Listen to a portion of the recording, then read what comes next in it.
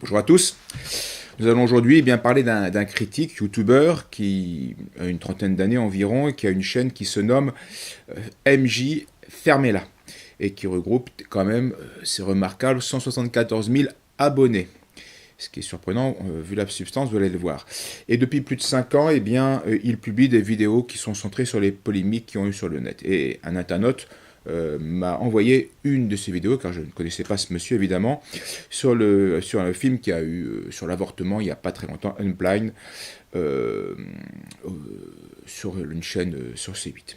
Voici donc le sujet de la vidéo de ce MJ Fermela, comment il l'a présenté sur son site. Il disait: la chaîne C8 a diffusé cet été le film Unblind, ce qui a provoqué une polémique à cause de son très mauvais traitement d'un certain sujet sensible. Michael J va vous expliquer en quoi ce film est pire que ça et en vous présentant le genre auquel ce film appartient, les films de ce propagande évangéliste et son studio responsable, Pureflix. Alors, écoutons-le et vous allez voir que ces arguments sont assez surprenants et même très indigents.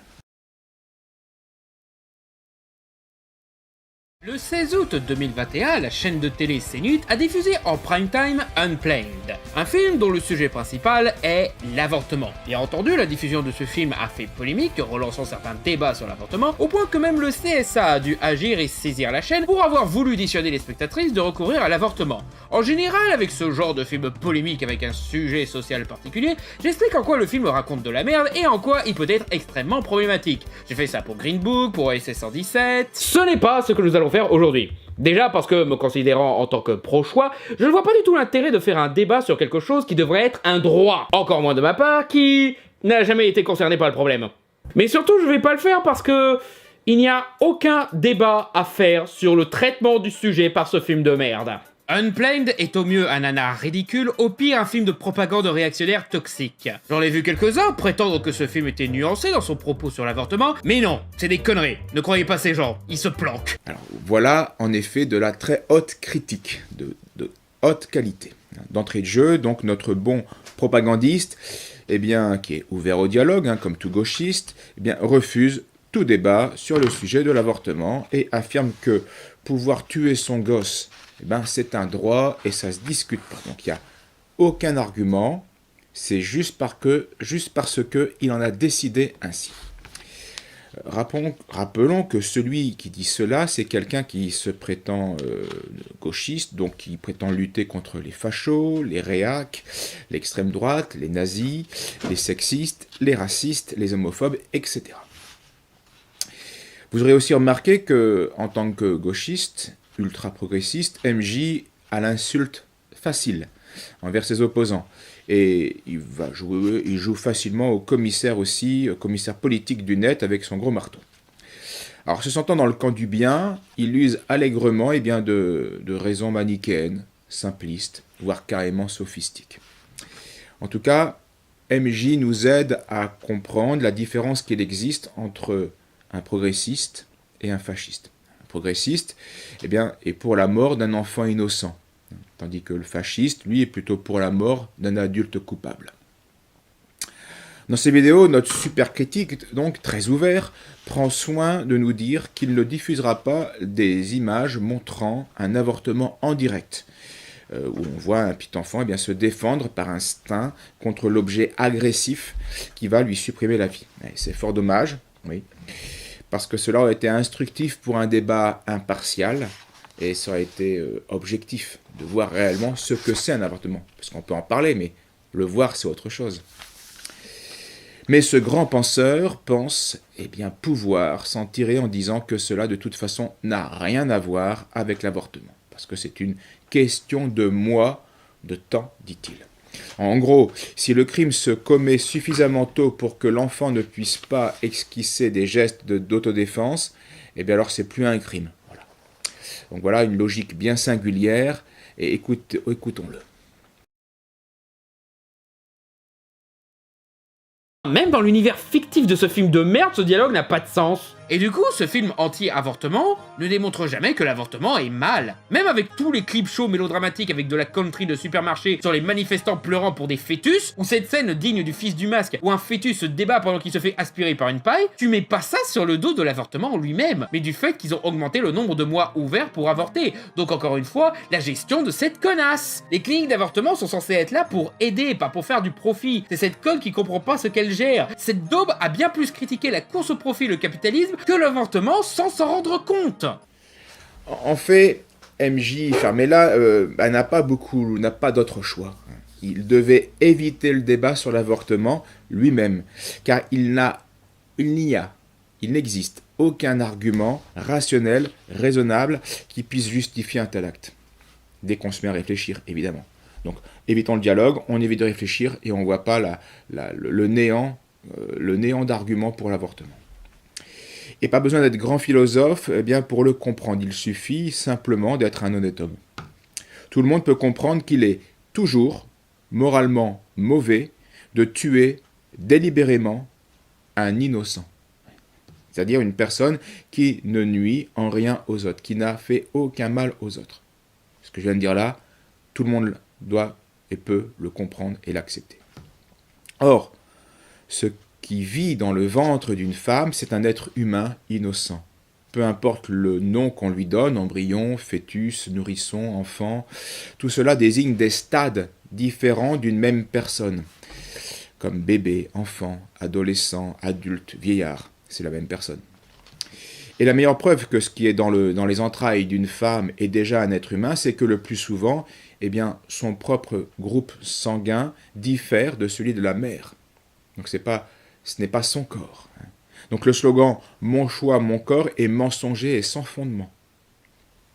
L'enfant est dans son corps, mais il n'est pas le corps de la femme. C'est un être humain innocent. Donc dès le premier instant de sa conception, par la semence du père, ce qui est dans le ventre de la mère est un être humain. Et la preuve définitive de cette réalité est que son code génétique est déjà complet et définitif. Ce qui définit ce corps est déjà totalement présent et parfaitement présent. Tout le reste ne sera que croissance puis vieillissement. Cet être humain, dans le ventre de sa mère, a donc toujours été un être humain. Donc ce que l'on tue, ce n'est pas un tas de cellules anarchiques, mais bien un être humain innocent. Et dire qu'on ne peut pas tuer un enfant à 6 mois de grossesse, mais qu'on le peut s'il a moins de 12 semaines, c'est une stupidité, évidemment, criminelle. Car le temps ne change rien à la nature de l'acte que l'on pose. On tue un humain innocent. Et si la société donne le droit à une femme de tuer son enfant à 12 semaines, parce que c'est son choix, il n'y a aucune raison d'empêcher la femme de tuer son enfant à 6 mois, à 1 an, à 2 ans, à 8 ans, parce que c'est son choix. Donc, dans tous les cas, c'est un infanticide. Tuer un innocent, qu'il soit dans le ventre de sa mère ou hors du ventre de sa mère, c'est toujours un acte réprouvable, mauvais, intrinsèquement mauvais, toujours mauvais. Parce que injustifiable, quelles que soient les circonstances qu'on peut alléguer. Et une vraie et bonne loi doit protéger les personnes contre l'arbitraire, contre les injustes cruautés des hommes pervers. Or, quoi de plus ignoble, de plus cruel, d'immoral, que de tuer un innocent qui est incapable de se défendre?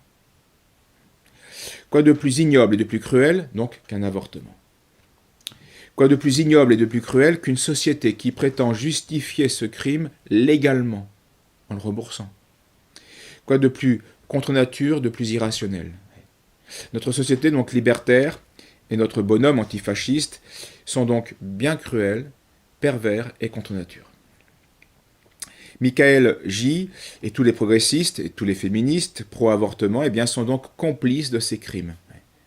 Au nom du principe de vivre sa vie, c'est-à-dire de jouir à tout prix, sans m'inquiéter de ce qu'il y aura comme conséquence chez les autres, donc sans frein, sans souci, au lieu de collaborer au plan divin et sous une tolérance apparente, ces gauchistes cachent en fait un visage très dangereux, pervers, d'une extrême cruauté.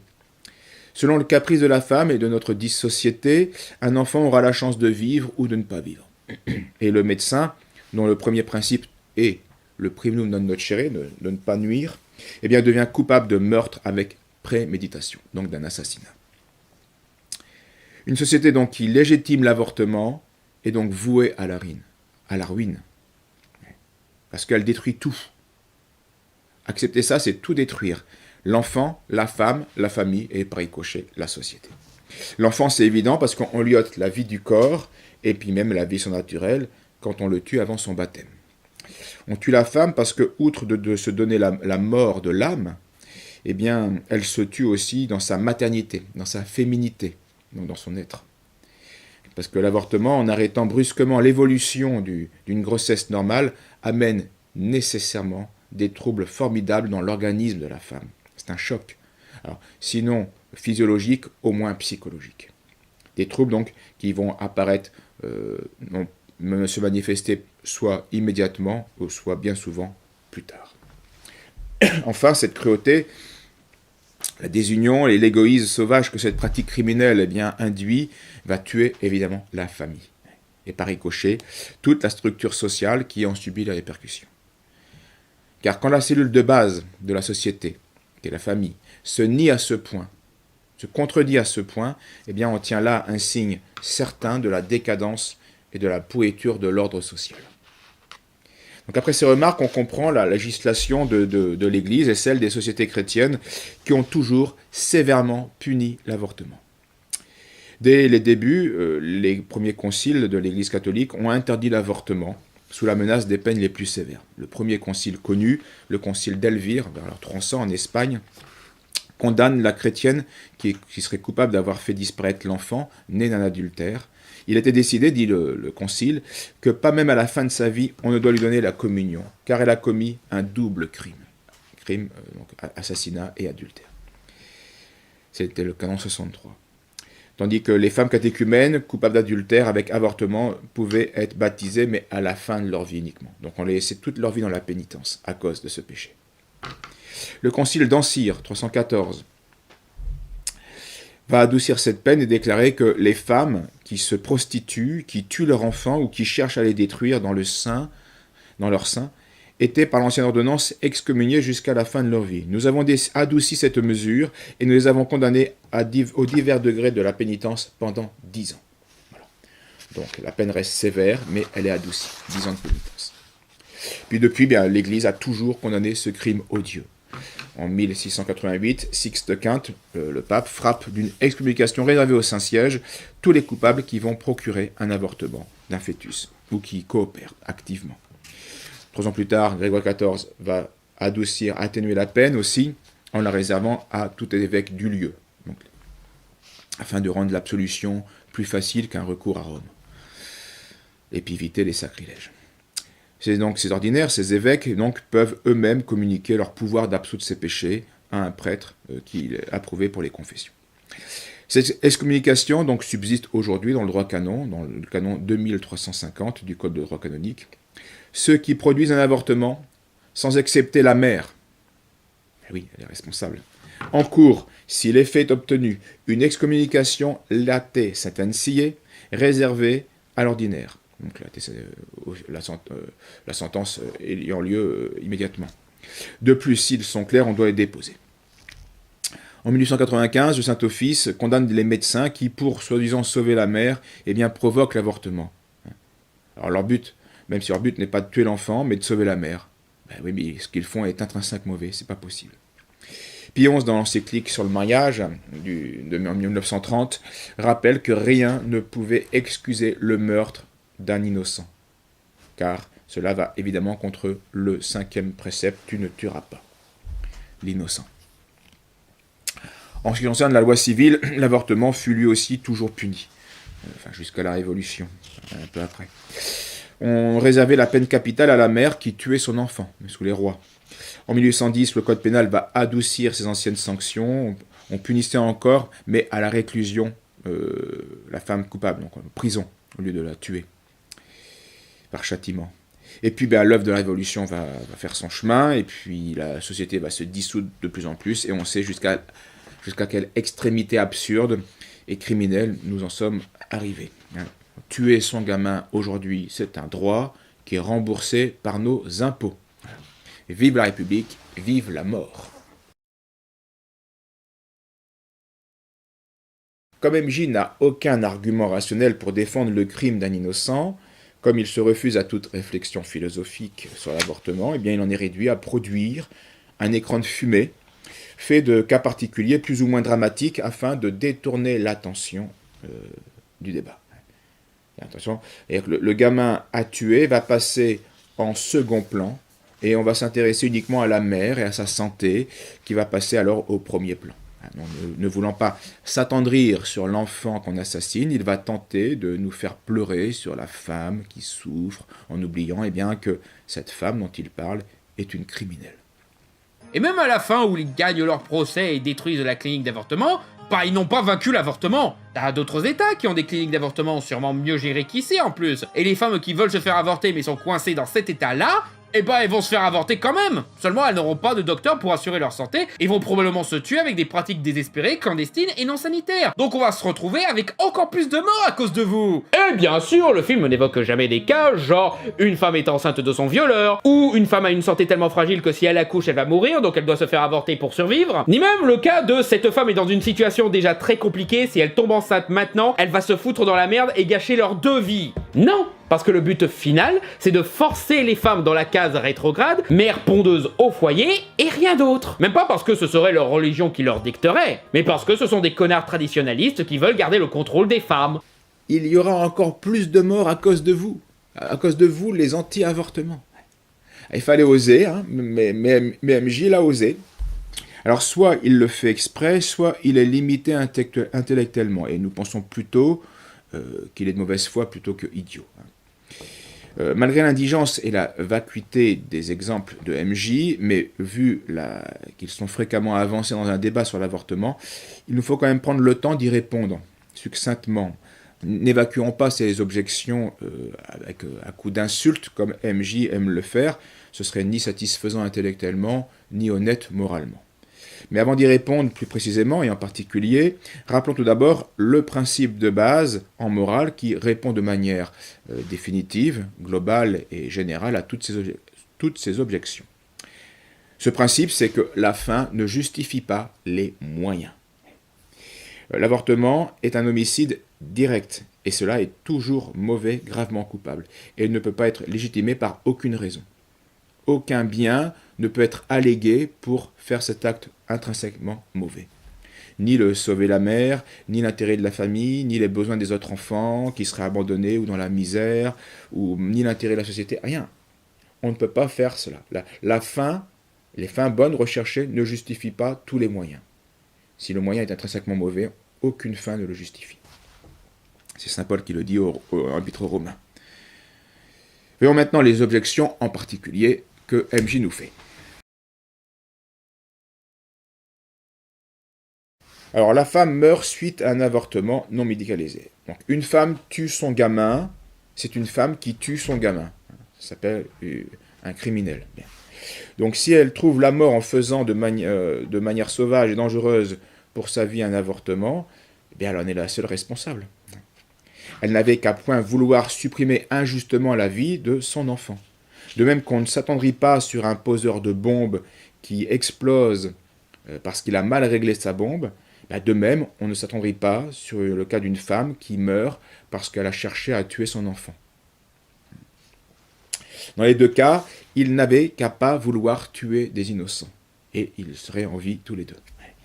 Et de même qu'il serait absurde pour la société de dépenser de l'argent pour sauver la vie des poseurs de bombes, ou pour leur assurer des stages afin qu'ils posent les bombes en toute sécurité, de même, la société n'a pas à s'assurer que les avortements que les femmes criminelles veulent faire soient faits en toute sécurité pour leur santé. Non, c'est absurde.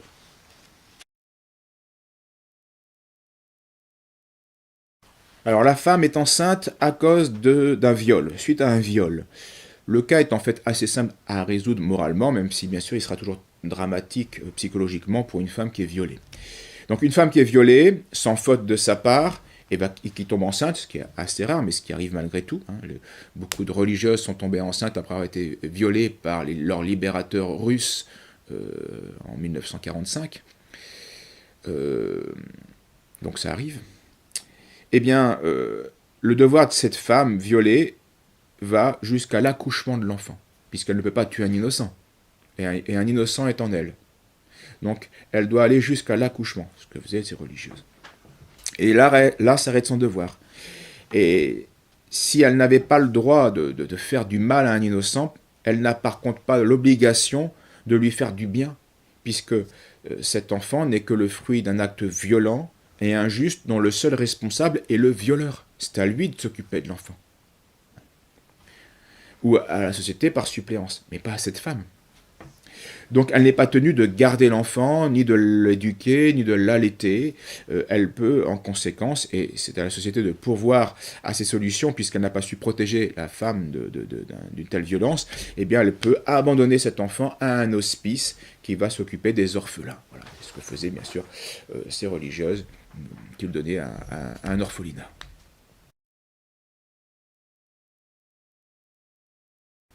Alors, la femme est fragile et elle doit avorter pour survivre. Non, une femme ne peut en aucun cas tuer son enfant pour sauver sa vie. Si elle ne peut, cas tout hypothétique, rester en vie qu'en tuant son enfant, eh bien elle doit sacrifier sa vie plutôt que son enfant. C'est pourquoi la Sainte Écriture nous dit dans le livre de l'Ecclésiastique: « Honore ton père de tout ton cœur et n'oublie jamais les douleurs de ta mère. Souviens-toi qu'ils t'ont donné le jour. Et comment leur rendras-tu ce qu'ils t'ont donné ?» Oui, un enfant doit honorer son père comme le chef de famille, celui qui possède force et autorité, mais sans oublier les souffrances de sa mère parce qu'elle a risqué sa vie pour lui. Et parfois, elle donne sa vie pour qu'il vive. Une femme, donc, qui serait tentée de tuer son enfant, devrait plutôt prier Dieu d'avoir la force de donner sa vie pour son enfant. À l'exemple par exemple de Gianna Beretta, une chrétienne milanaise engagée dans l'action catholique, qui était aussi docteur en médecine de l'université de Pavie en 1949. Elle va contracter un mariage avec l'ingénieur Pierre Molla pour former une famille chrétienne en 1955. Maman une première fois en 1956, puis une seconde fois en 1957, puis une troisième fois en 1959. Mais, en septembre 1961, vers le deuxième mois d'une nouvelle grossesse, elle souffre d'un fibrome à l'utérus.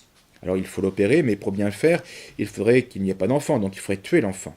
Mais elle s'y refuse, évidemment, tout en sachant les risques que cela comporte.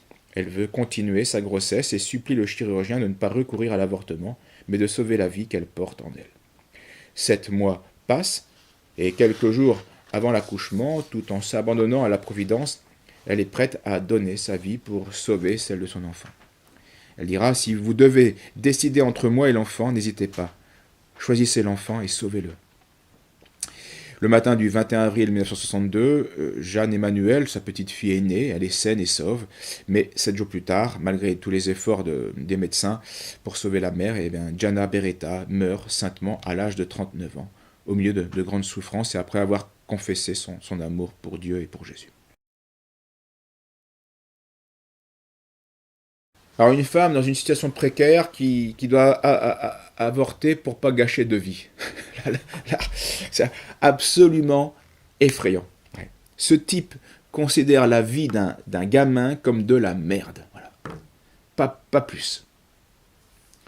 C'est un pur matérialiste. Sa tranquille cruauté est un pur produit des philosophes des Lumières.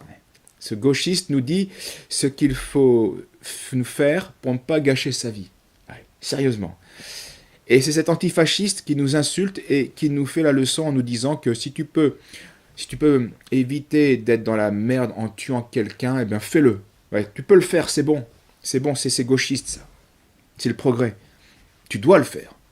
C'est ce qu'il nous dit. Pour ne pas gâcher ta vie, tu ne dois pas hésiter à supprimer celle de l'autre. Voilà sa morale. Ouais. C'est ça la morale matérialiste des gauchistes. Et c'était la morale du goulag. En fait, c'est la morale de la jungle. Aujourd'hui, à toi de crever, moi je verrai demain. Donc il ne faut pas s'étonner du niveau de violence qui règne dans notre société, où des millions et des millions de personnes, d'égoïstes, eh bien, ont tranquillement rejeté la morale chrétienne pour adhérer à cette morale matérialiste, gauchiste. Non seulement cette morale est immorale et cruelle, mais elle est stupide et absurde. Parce qu'en tuant son gamin, eh bien, la femme gâche en fait réellement 2 vies, et tout de suite. Celle de son enfant, qui n'aura aucune vie, même pas une chaîne de vie, et puis la sienne, hein, elle devra supporter elle-même, dans sa conscience de femme, elle devra supporter son crime de mère jusqu'à la fin de ses jours. Et donc tout l'argent du monde sera impuissant à compenser le désordre et la souffrance qu'elle a créé en tuant son enfant. Mais notre gauchiste, apparemment, est incapable de saisir cela, hein, parce que pour lui, ce matérialiste, la vie n'est que matérielle. Donc tu as un souci, tu tues le gamin. Tu as un souci matériel, tu tues le gamin. C'est comme ça. Ce gauchiste est tellement aveuglé par son idéologie contre nature qu'il en vient logiquement à combattre donc l'ordre naturel, l'ordre social naturel et même l'instinct naturel de la mère. C'est une idéologie destructrice. Alors, apparemment, il est contre la femme au foyer. Ça, il n'aime pas, apparemment. Je sais pas s'il a eu une mère, lui. Donc, d'abord, la vraie religion ne force personne à se marier, évidemment. Le mariage est un acte libre.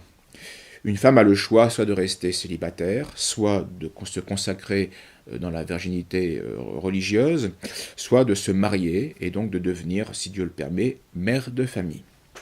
Une fois mariée, librement, la femme, tout comme l'homme d'ailleurs, ont des obligations mutuelles. Non pas de devenir une mère pondeuse, mais d'être une mère féconde si Dieu le veut, selon ses forces et celles du foyer. Car le mariage, et choisi librement, est une institution divine où l'homme et la femme acceptent d'être les coopérateurs de Dieu dans sa création et dans sa providence. Donc les époux ne peuvent jamais tricher dans l'acte conjugal. En se donnant l'un à l'autre, en faisant un seul corps, ils doivent coopérer au don de la vie. Et s'ils jugent imprudent, pour des raisons matérielles, ce qui peut arriver, ou médicales, d'avoir une nouvelle grossesse, alors ils doivent s'abstenir pendant un temps, ou toujours si les conditions l'exigent, eh bien de s'unir sexuellement dans l'acte conjugal.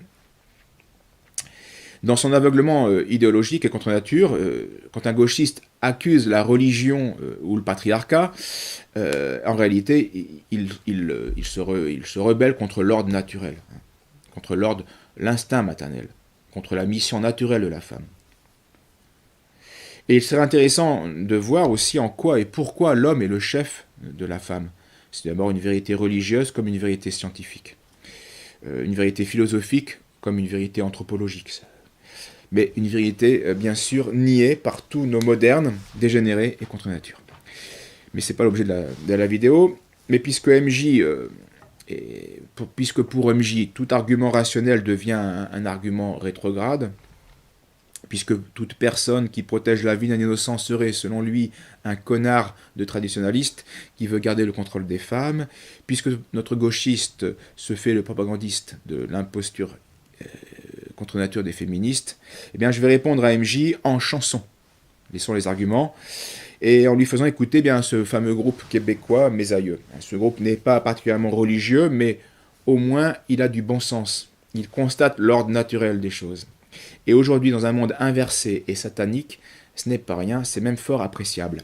Alors voici le passage de leur chanson Dégénération qui concerne les femmes. Ton arrière-arrière-grand-mère, elle a eu 14 enfants. Ton arrière-grand-mère en a eu quasiment autant. Et pis ta grand-mère en a eu 3, c'était suffisant.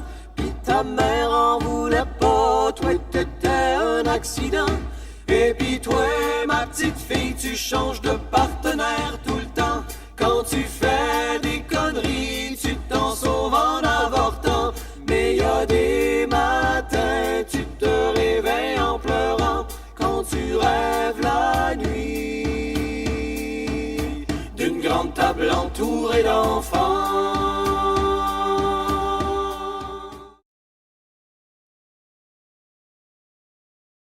Alors, notre gauchiste, évidemment, comme beaucoup de personnes, ne dit pas que des conneries. Je partage par exemple son jugement sur la piètre qualité cinématographique, comme apologétique, des films de propagande évangéliste américains. Ces films, comme le dit MJ, sont en effet de mauvaise qualité, voire complètement nuls, c'est évident. Il ne suffit pas de dire Jésus, Jésus, Jésus tout, à chaque phrase ou de citer des versets de la Bible pour faire un film intelligent, intéressant et apologétique. Depuis, par exemple, que j'ai écrit un livre sur Jeanne d'Arc, Histoire d'une âme, je suis incapable de regarder un film sur Jeanne d'Arc.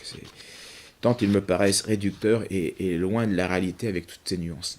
Donc, un film, c'est délicat, c'est réducteur un film, c'est compliqué. De plus, j'ajoute que la théologie de ces films de propagande évangéliste est bien souvent défaillante.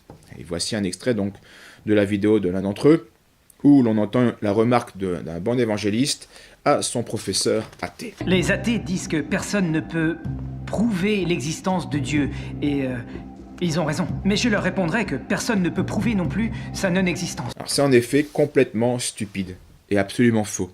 L'existence de Dieu peut évidemment se prouver rationnellement et philosophiquement. On peut arriver à une certitude rationnelle de ce fait. C'est une vérité naturelle qui est abordable à tout esprit humain honnête. Et c'est pour cela que l'humanité a dans son ensemble toujours connu et tenu compte de l'existence de Dieu. Donc devant un argument aussi idiot, notre progressiste, MJ, peut s'en donner à cœur joie, et cette bonne guerre, il ne s'en prive pas. Tu ne peux pas prouver que Dieu existe. Sa rhétorique n'a rien prouvé sur le sujet. Ça a juste donné des arguments ultra débattables et...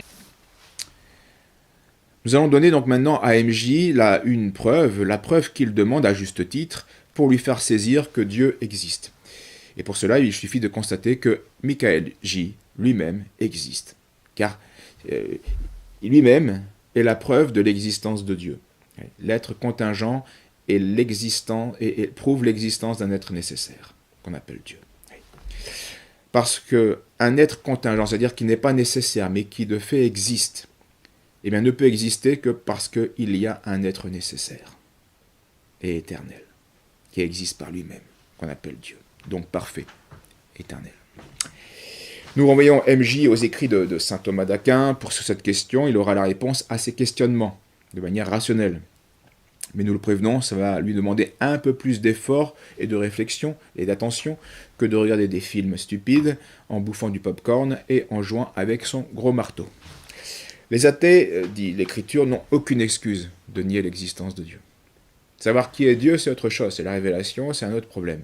Mais que Dieu existe, qu'un être, un pur esprit, infiniment parfait et éternel, créateur de toutes choses, existe, c'est une certitude rationnelle. Donc ils sont inexcusables. Saint Paul nous le dit, que tout homme peut connaître Dieu parce que Dieu se manifeste son existence par la création. Ce qui se peut connaître de Dieu est manifeste parmi eux. Dieu le leur a manifesté. En effet, ses perfections invisibles, son éternelle puissance et sa divinité sont depuis la création du monde rendus visibles à l'intelligence par le moyen de ses œuvres. Ils sont donc inexcusables, puisque ayant connu Dieu, ils ne l'ont pas glorifié comme Dieu, et ne lui ont pas rendu grâce, mais ils sont devenus vains dans leurs pensées, et leur cœur, sans intelligence, s'est enveloppé de ténèbres. Se vantant d'être sages, ils sont devenus fous. Il n'y a pas d'ailleurs que MJ qui soit une preuve de l'existence de Dieu. Chaque partie de son corps, de notre corps, l'est encore. L'œil, notre cœur, le système de la circulation sanguine, la moindre cellule en nous, comme la Terre prise dans tout son ensemble, comme le cosmos, eh bien tout cela, la Terre qui est si merveilleusement privilégiée pour la vie, eh bien sont des preuves de la cause première, intelligente, puissante, parfaite, que les hommes ont toujours désignée sous le nom de Dieu, le Très-Haut. Il n'y aurait pas un seul homme sensé qui, voyant sur la Lune un mécanisme d'horlogerie ou une usine d'aluminium dans un désert, eh bien dirait que tout cela est le fruit du hasard, le fruit du temps et du hasard. Il faudrait attendre des millions d'années et puis une montre va se faire toute seule sur la Lune. C'est comme ça. C'est comme ça. Ça s'appelle l'évolution aveugle. Non, c'est insensé. C'est insensé. Mais il y a des millions d'insensés qui prétendent que notre œil, notre cœur, avec ses valves anti-retour, merveilleux, eh bien, et tout le reste, tout cela serait le fruit du hasard. Un prix Nobel de physique écrivait de manière très très pertinente ceci. Il est pour moi physicien, absurde de penser que l'univers se soit fait par hasard. Je ne conçois pas le monde sans un créateur, donc un Dieu. Pour un physicien, un seul atome est si compliqué, si riche d'intelligence que l'univers matérialiste n'a pas de sens. Je ne peux croire, pour parler net, que le hasard et la nécessité soient les seuls responsables de l'évolution. Des cosmonautes qui découvriraient sur la face cachée de la Lune une usine automatique d'aluminium en plein fonctionnement n'arriveraient pas à se persuader que cette usine s'est trouvée constituée par le seul jeu fortuit des réactions physico-chimiques entre les différents éléments présents sur la surface de notre satellite. Ils se croiraient plutôt victimes d'une hallucination. Or, la moindre bactérie est une usine physico-chimique bien plus complexe et d'une organisation bien plus ingénieuse qu'une usine automatique d'aluminium. Alfred Kastler. Alors nous passons sur les nombreux sophismes et sur les grossières injures qui fusent très naturellement de la bouche de MJ pour nous arrêter sur ce qui est probablement la plus énorme stupidité que MJ ait pu dire dans cette vidéo. Voici l'extrait. Soyez bien attentifs parce que la perle n'arrive qu'à la fin. Avant cela, dans une vision donc marxiste, simpliste, pauvre, il s'inquiète de la propagande évangéliste. Bien. Et il constate pourtant qu'elle est nulle et inefficace à convaincre, jugement que je partage. Mais malgré cela, MJ estime que cette propagande nulle et inefficace est inquiétante, parce que, dit-il, elle va rendre encore plus dangereux les fondamentalistes, les fanatiques et les sectaires qui regardent cette propagande. Écoutons-le. Donc MJ s'insurge, il n'est pas content. Ouais, qu'est-ce que ça fout diffuser à 20h50 sur un truc comme C-Nuit? Et pourquoi Unplanned d'ailleurs? Ce film est rated R aux States, l'équivalent d'interdit aux moins de 16 ans chez nous. Et ce, dû au gore de certaines scènes. Comment ça peut être seulement moins 10 chez nous? Il y a une scène où il reconstitue des morceaux de fœtus et un autre où on voit une femme littéralement chier du sang. Le fait que ces films sont encouragés de la sorte est 1000 fois plus inquiétant que les films eux-mêmes. Certes, le film n'a attiré personne, et maintenant ils ont le CSA au cul qui se demande pourquoi Canal essaye de propager de la propagande anti-avortement venant des États-Unis. Mais le fait qu'ils se sont permis de faire un truc pareil, ça pose des questions.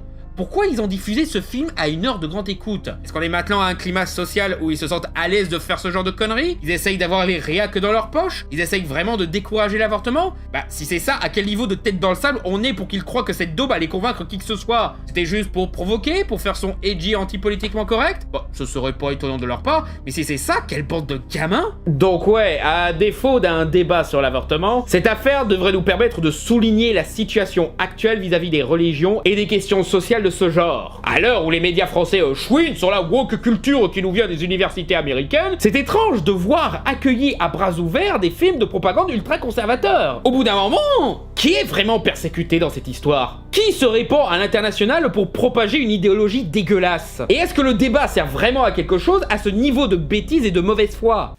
Non, MJ n'est pas content. Il est contre la mauvaise foi, il s'insurge contre les doctrines dégueulasses que des chrétiens voudraient diffuser dans la société. Il est vraiment marrant, ce bonhomme. Avec son gros marteau, il aurait pu faire un super commissaire politique à la grande époque. Donc vouloir chercher à sauver la vie d'un innocent, c'est une doctrine dégueulasse. C'est clair? On est vraiment dans l'inversion accusatoire, là, plutôt satanique. Empêcher une femme de se détruire, de détruire la vie en elle, c'est une doctrine dégueulasse. Ah, MJ. Et quand un gauchiste déclare cela, il prétend bien sûr lutter contre les fondamentalismes sectaires, fanatiques, qui mettraient en danger la société, contrairement aux mouvements qu'il propage, féministes, wokistes, ou Black Lives Matter, etc., qui ne sont, eux, pas de mauvaise foi, et qui, eux, n'useraient pas de pseudo-arguments. Alors, si MJ n'existait pas, il faudrait l'inventer parce qu'il résume à lui seul et à la perfection toute l'imbécilité et l'imposture de l'idéologie moderne. Alors, ce qui est certain et rassurant sur le long terme, même si c'est effrayant à court terme, c'est que cette civilisation gauchiste, droits de l'hommiste, féministe, LGBT, transgenre et wokiste, etc., eh bien, toutes ces inventions sorties de l'enfer ne peuvent pas se prolonger dans le temps. Toutes ces idéologies sont parasitaires, donc contre nature. Elles n'existent que tant qu'il y a du bien encore à corrompre. Elles vont réussir, mais une fois que le bien est corrompu, elles vont disparaître. Elles sont contre nature, elles n'ont aucun fondement. Elles ne savent que détruire ce qui a été construit, détruire le bien. Quand un virus a tué celui celui qu'elle parasitait, ben le virus meurt. C'est ce qui va arriver de toutes ces idéologies parasitaires et virales. Elles sont incapables de construire quoi que ce soit. Elles ne savent que détruire. Le gauchisme ne supporte pas les hiérarchies naturelles. Le droit de l'hommiste ne supporte pas les hiérarchies sociales. Le féministe ne supporte pas la hiérarchie sexuelle, ni la condition, ni la vocation féminine. Les LGBT ne supportent pas la nature sexuelle de la race humaine. Et les wokistes ne supportent pas les hiérarchies et différences raciales, et donc elles en veulent au patriarcat blanc qui a construit une bonne partie de l'humanité. Toutes ces idéologies exècrent donc la rationalité, l'ordre, la réalité objective, donc d'où ce refus de Dieu. Elles pensent que tout est relatif, parce qu'elles sont capricieuses, et que tout peut être interprété en fonction du contexte culturel par leur fragile cervelle. Ces idéologies donc, sont donc le fruit d'une personnalité ratée, d'une personnalité diminuée, déresponsabilisée, ou alors c'est le fruit d'un esprit perverti, en révolte. Tout cela éclate particulièrement avec leur fameux droit à l'avortement, qui est un non-sens. Toutes ces idéologies sont donc pour le génocide des enfants innocents.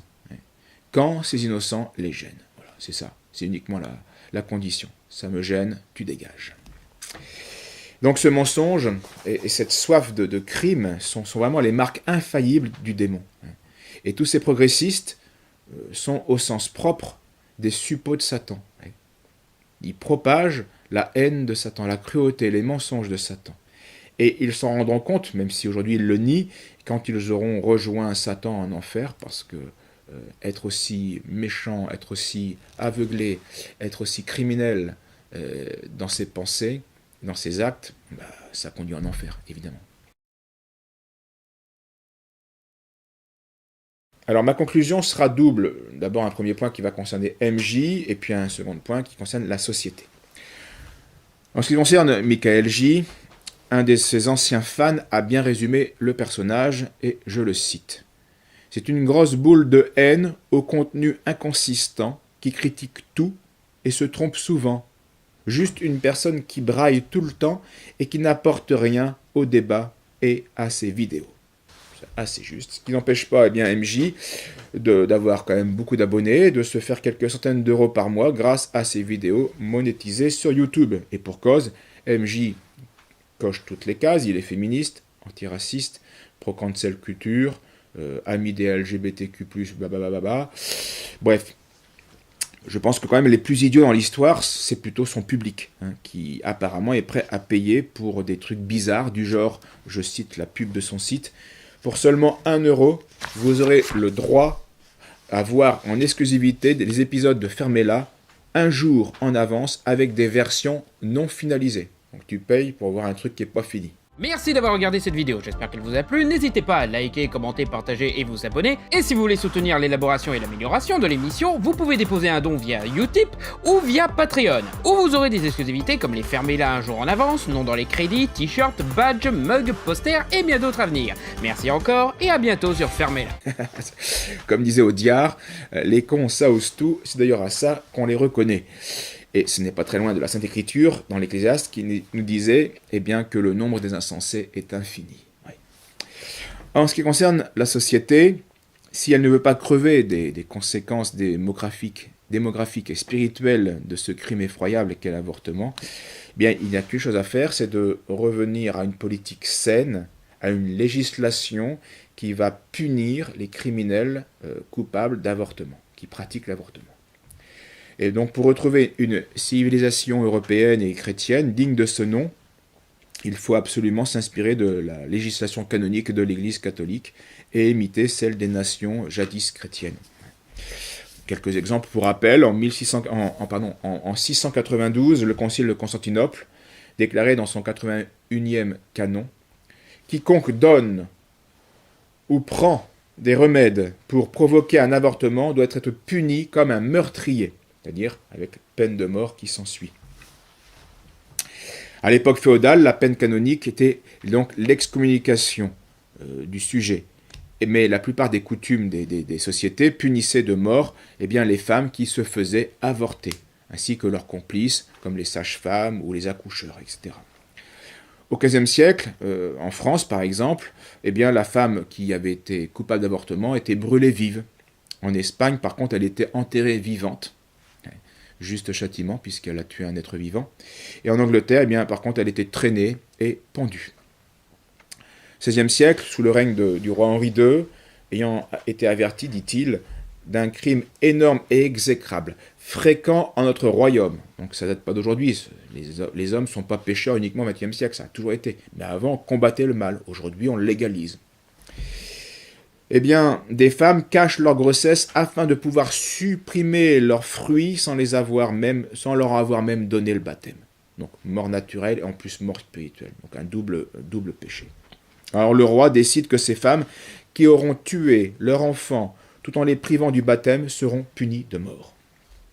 Et cet édit devait être lu au prône, donc en chaire, par les curés 3 fois par an, pour que les femmes sachent à quoi elles auraient le droit si elles se laissaient aller à ce crime facile.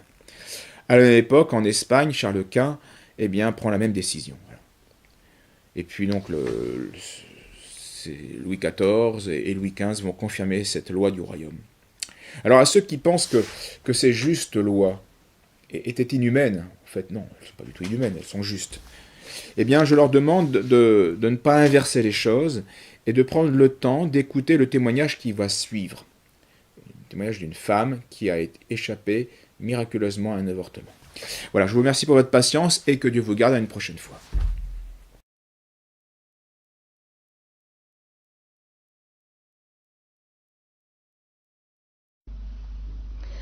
I'm adopted, and my biological mother was 17, and so was my biological father. She was 7.5 months pregnant when she decided to go to Planned Parenthood, which is the largest abortion provider in the world, and they counseled her to have a late-term saline abortion, which is a saline salt solution that is injected into the mother's womb. The baby gulps that solution, it burns the baby inside and out, and then she is to deliver a dead baby within 24 hours. And to everyone's great shock and surprise, I didn't arrive dead but alive on April the 6th, 1977 in a Los Angeles County abortion clinic.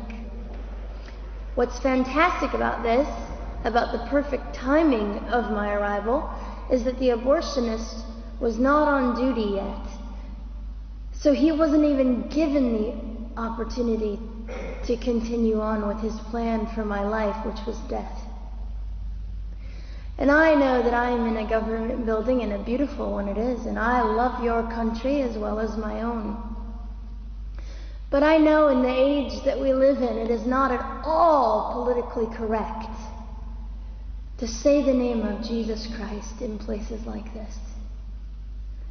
To bring him into these sorts of meetings because his name can make people so terribly uncomfortable. But I didn't survive so I could make everyone comfortable. I survived so I could stir things up a bit. And I have a great time doing it.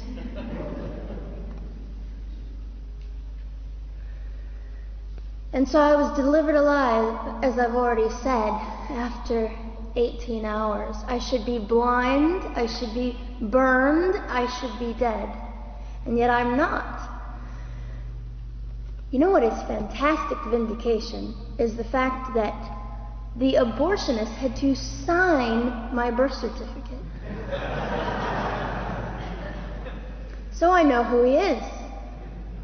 And it also says, for any skeptic listening, on my medical records, born during saline abortion.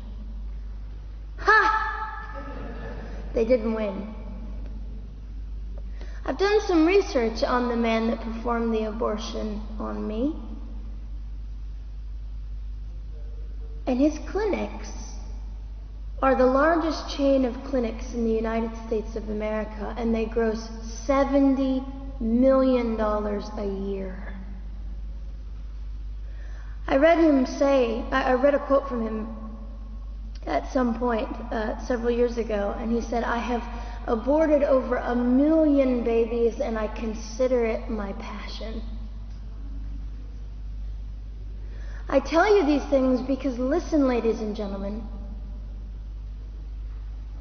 we are in an interesting battle, whether we realize it or not, in this world. It is a battle between life and death. What side are you on?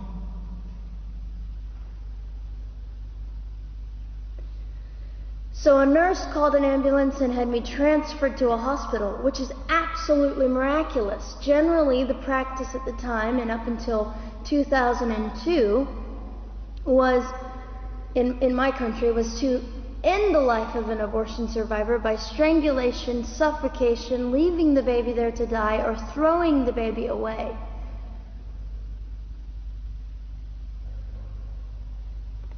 But on August the 5th, 2002, my extraordinary President Bush signed into law the Born Alive Infants Protection Act to prevent that from occurring anymore. You see, we're playing for keeps. We're playing for, I'm hoping to be hated by the time that I die so that I can feel God about me and understand what it was to be hated. He was hated. Christ was hated. And not that I look forward to being hated, but I know along my journey, I know I'm already hated because I declare life. I say, you didn't get me. The silent Holocaust didn't win over me. And my mission, ladies and gentlemen, among many things, is this: to infuse humanity into a debate that we have just compartmentalized and set on a shelf and said it is an issue. We have removed our emotions. We are becoming harder. Do you really want that? How much are you willing to take, and how much are you willing to risk to speak the truth in love and graciousness and stand up and at least be willing to be hated? Or at the end of the day, is it all about you or me? And so, after that, I was placed in an emergency foster care home, where they decided they didn't like me very well, and as I'm fond of saying, I don't know how you could not adore me right from the start. What is wrong with these people? But they didn't. You see, I've been hated since conception by so many, and loved by so many more, but most especially by God. I'm his girl. You don't mess with God's girl. I got a sign on my forehead that says, you better be nice to me because my Father runs the world. So after I was placed in the mean home, I was taken out of the mean home and placed into another home, a beautiful home, Penny's home. And she said by this time I was 17 months old, 32 pounds of dead weight, and diagnosed with what I considered to be the gift of cerebral palsy, which was caused directly by the lack of oxygen to my brain while I was trying to survive. Now, I am just compelled to say this. If abortion is merely about women's rights, ladies and gentlemen, then what were mine? There was not a radical feminist standing up and yelling about how my rights were being violated that day. In fact, my life was being snuffed out in the name of women's rights. And ladies and gentlemen, I would not have cerebral palsy had I not survived all of this. So when I hear the appalling, disgusting argument that we should have abortions because the child just might be disabled, oh, the horror that fills my heart. Ladies and gentlemen, there are things that you will only be able to learn by the weakest among us. And when you snuff them out, you are the one that loses. The Lord looks after them, but you are the one that will suffer forever. And what arrogance, what absolute arrogance, and it has been an argument for so long in this human place that we live, that the stronger should dominate the weaker, should determine who lives or dies. The arrogance of that, don't you realize that you cannot make your own heart beat? Don't you realize that all the power that you think you possess, you really possess none of it? It is the mercy of God that sustains you, even when you hate Him.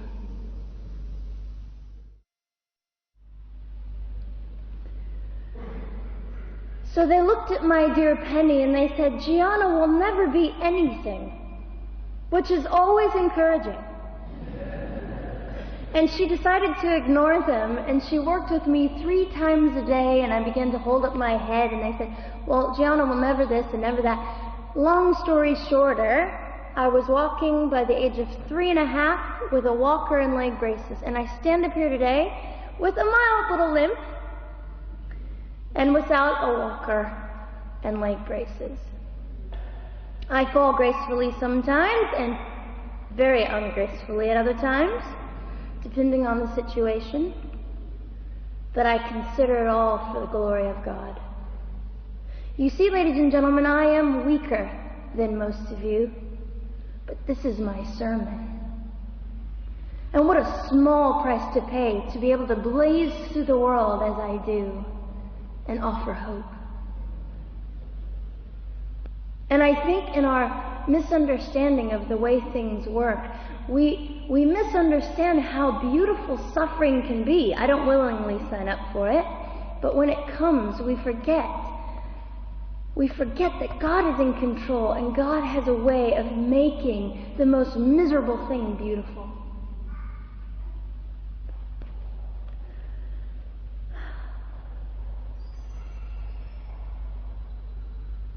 I have met my biological mother. I have forgiven my biological mother. I am a Christian.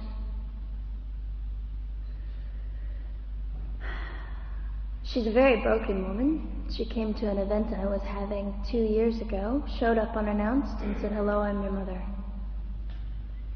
And it was a very difficult day.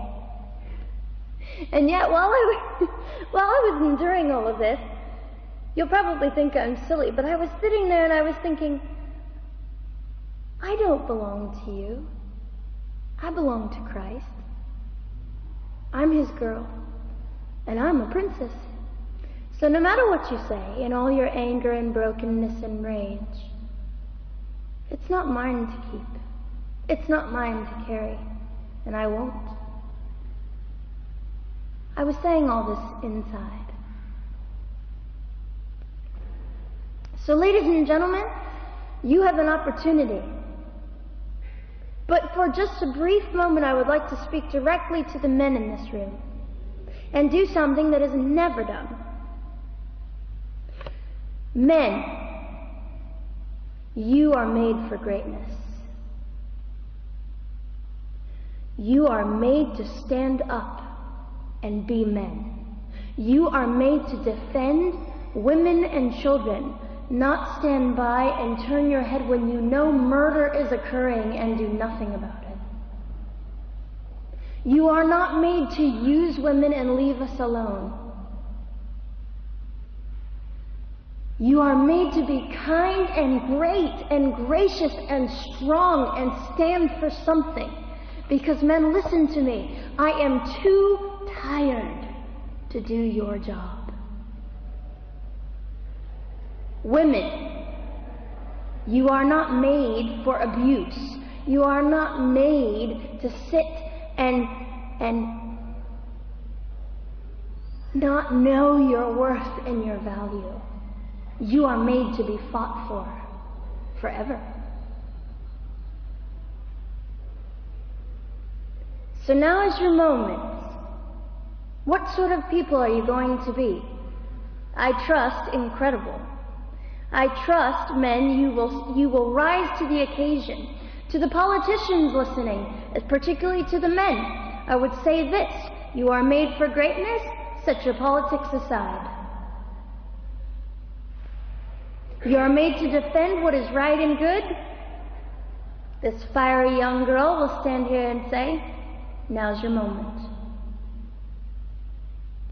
What sort of man do you want to be? A man obsessed with your own glory, or a man obsessed with the glory of God?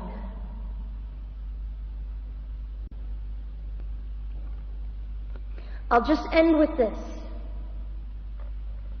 Some of you might be slightly annoyed that all I keep doing is talking about God and Jesus. But how on earth can I walk about limping through this world and not give all my heart and mind and soul and strength to the Christ who gave me life? So if you think I'm a fool, it's just another jewel in my crown. My whole intent in living here is to make God smile.